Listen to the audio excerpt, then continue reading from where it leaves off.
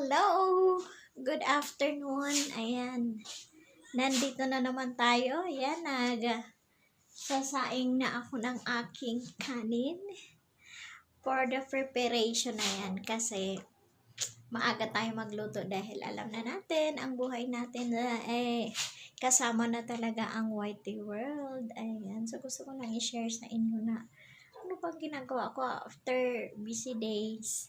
Uwi ng bahay, magluluto, ipiprepare ang lahat para ready na yung dinner. Kasi syempre, di ba, kasama na natin sa buhay ang YT. Kaya, so pag magla-live stream, you need to prepare all the lahat para pag dumating yung mga kasama natin sa buhay, yung mga husband natin, kung sino ang kasama natin sa bahay, kakain na lang sila. Ayan, so ngayon nakasalang ang kanin. Tapos ako'y magmemeryenda ako nag-toast ako ng bread. Ayan. So, ayan. Tinost ako yun. Nag-toast ako ng bread tsaka may mayonnaise yan. So, ayan. Bread matching Milo. Hot chocolate siya. Milo siya. Milo lang. Hindi pala chocolate. Milo na kulay chocolate lang siya. Kasi pag sabi ko naman ako, I'll do the hot chocolate. Kasi yung sister ko mahilig magawa ng yung kakao. Ayan. May gumagawa siya ng ganun din. Afternoon, pag malamig ang panahon. Nakasanayan na namin na we do hot chocolate in the afternoon. So, ayan guys. Tara, kain tayo. Samahan niyo akong kumain. Ayan.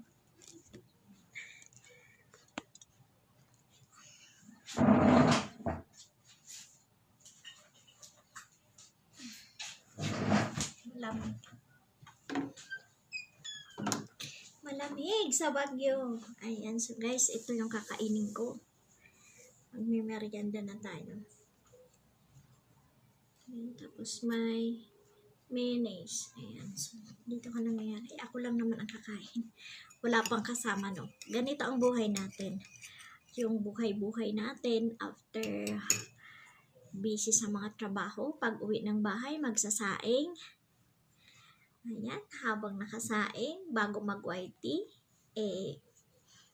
siyempre kakain daw tayo para hindi tayo magutom sa kangangawa doon, di ba? So, tara guys, kain tayo. Masarap kumain ng tinapay. Tinost ko siya. So, ito naman, mainit na chocolate, na Milo, chocolate. Ako na chocolate. Walang chocolate, kulay chocolate lang. Ayan, so ito muna ang ating iinumin sa ngayon. So, mamaya habang nag-LS tayo, babanat na naman tayo nung passion fruit juice, di ba? Marami. Gumawa ako ulit ng passion fruit juice. So, hanggang bukas pa yung binigay sa akin ng aking sister-in-law na passion fruit. So, di ba? Benga yung natin. Talagang swak na swak sa vitamin C kasi kailangan natin ng vitamin C. Tapos yun, hatawa na naman tayo sa live stream natin mamaya ng alas every day. Minsan hindi ako nakakapag-LS talaga kasi kung sobrang pagod ako, tapos hindi ko kaya na yung time ko kasi dumarating din talaga sa atin, di ba, yung napagod tayo. So, parang hindi na. So, gumagawa na lang tayo ng mga videos natin. Ano ba yung mai-upload ko this day para lang sa mga viewers natin na hindi tayo mawawala. So, kailangan natin talaga yung kahit short videos lang. Ayan, 5 to 9 minutes. Okay na yan. Na mga video na maida-download mo everyday. So, padami ng padami yung mga downloads natin para dumating man yun na ma-monetize tayo, may babalikan at babalikan pa rin tayo, di ba? Then, i-sure lang natin na pa nag-upload tayo ng mga videos, nandun yung mga tags, yan. Kasi pag nag-search sila, nandun na, di ba? Makikita nila yung mga videos natin.